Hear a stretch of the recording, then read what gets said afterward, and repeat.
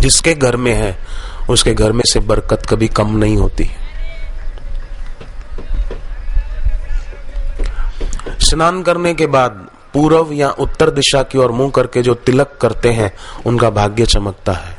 रोज तिलक अपने को करना चाहिए।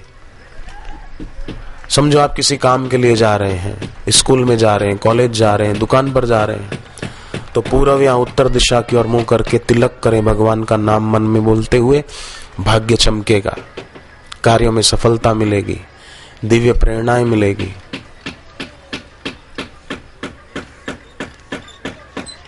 दिल्ली में एक महिला ने बताया, रीटा चोपड़ा उसका नाम, 25 लाख रुपया कर्जा था, पर दीक्षा के बाद जब तप करते रहने से, नियम करने से, जो बापूजी बताते हैं वैसा करने से, बोले 1-1.5 साल में हमारा 25 लाख कर्जा उतर गया। कैसे उतरा हम नहीं जानते, पर हमारा कामकाज भी बढ़ गया, बढ़िया हो गया, घर में शांति हो गई। तो कितनी बस सेवादारी, छोड़ दें सेवादारी, कोई बात नहीं, बैठे बैठे आदमी। और प्राणायाम जो आज हम लोगों ने किए वो ठीक से करें। आरोग्य निधि नाम की पुस्तक है आश्रम की, वो पढ़ें। उसमें कई उपाय लिखे हुए हैं शरीर को स्वस्थ कैसे रखना। तो विष्णु पुराण में एक और बढ़िया बात लिखी हुई है कि रात को सोएं तो अगर आप दक्षिण दिशा की तरफ सिर करके सोते हैं, विष्णु पुराण का वचन है, अगर आप रात को दक्षिण दिशा में सिर करके सोते हैं तो आपकी आयु बढ़ती है, स्वास्थ्य आपका बढ़िया रहेगा और लक्ष्मी आपके घर आएगी। 3 फायदे विष्णु पुराण में लिखे हैं कि अगर रात को आप दक्षिण दिशा में सिर करके सोते हैं तो ये 3 फायदे होंगे। तबीयत अच्छी रहेगी, आयु लंबी होगी और घर में लक्ष्मी आएगी।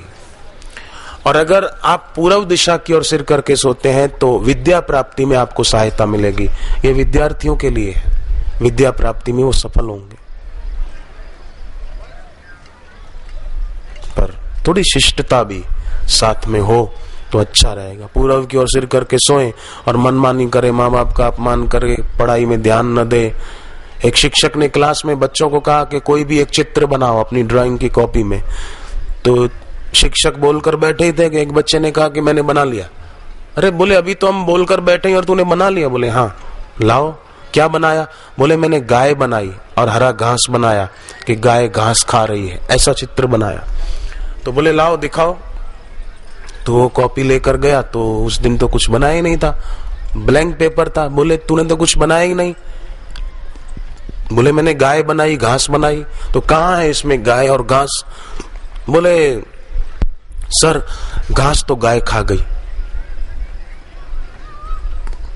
शिक्षक को हुआ बड़ा चालाक है, अच्छा तो गाय तो होनी चाहिए। बोले सर गाय ने घास खा लिया तो फिर खड़ी क्यों रहेगी, वो गौशाला चली गई।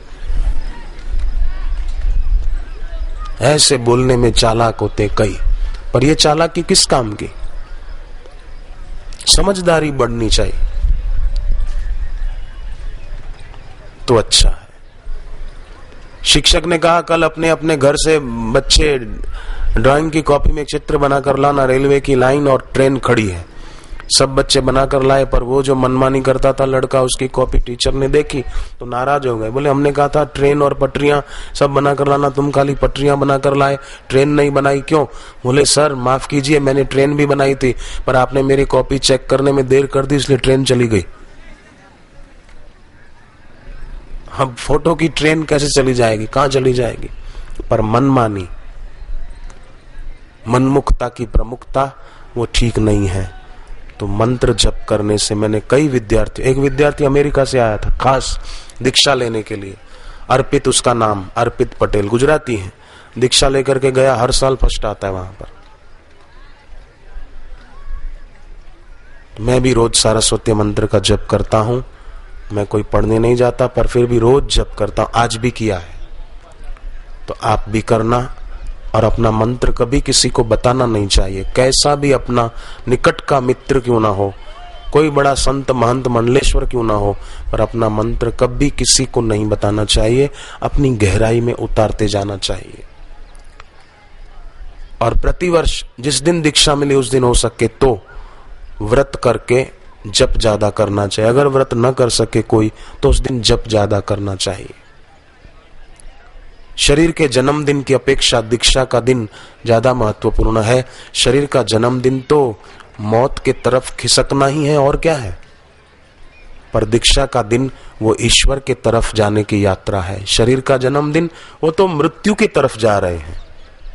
जन्म हुआ तब से एक एक दिन, एक एक सेकंड हम मृत्यु के करीब जा रहे हैं। एक दिन था कि हम धरती पर नहीं थे और एक दिन ऐसा भी आएगा कि धरती पर नहीं होंगे।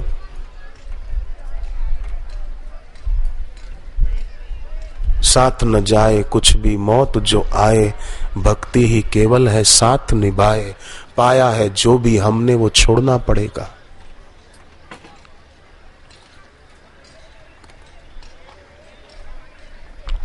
ट्रांसपोर्ट कंपनी वाले जो होते हैं ना, उनके गोडाउन में माल बहुत पड़ा हुआ दिखता है, पर उस माल के वो मालिक नहीं होते हैं। उनकी तो ट्रांसपोर्ट कंपनी है, माल इधर से उधर पहुंचाना है।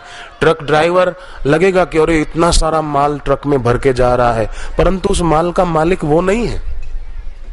वो तो केवल चलाकर भार वहा के इधर से उधर ले जा रहा है। ऐसी चीजें मिली हुई दिखती है और मिली हुई चीजें लगता है कि मेरी है, पर वास्तव में वो हमारी नहीं है। शरीर ही हमारा नहीं है तो चीजें हमारी कैसे? अगर शरीर हमारा, कोई कहे कि शरीर मेरा है, तो अपने कहने में चला के दिखाओ। कोई नहीं चाहता शरीर बीमारों पर हो जाता है, कोई नहीं चाहता सिर के बाल सफेदों पर हो जाते हैं, कोई नहीं चाहता है कि घुटनों में दर्दों पर हो जाता है, कोई नहीं चाहता शरीर मरे पर मर जाता है। तो अपना है ही नहीं तो मेरा मेरा मेरा मालकियत घोषित क्यों करना? और बात बड़ी पते की है, जो वस्तुओं का मालिक अपने को मान लेता है ना, वो खुद के मालिक को भूल जाता है। मैं इस जमीन का मालिक हूं, मैं इस दुकान का मालिक हूं, तो मालिक अपने को मान लिया ना, तो अपने मालिक को भूल जाएगा। और ईश्वर को भूलना कितनी बड़ी धोखे की बात है। खुद को धोखा देना है कि और कुछ है? अभी बहुत देर से आप बैठे हैं, 2-5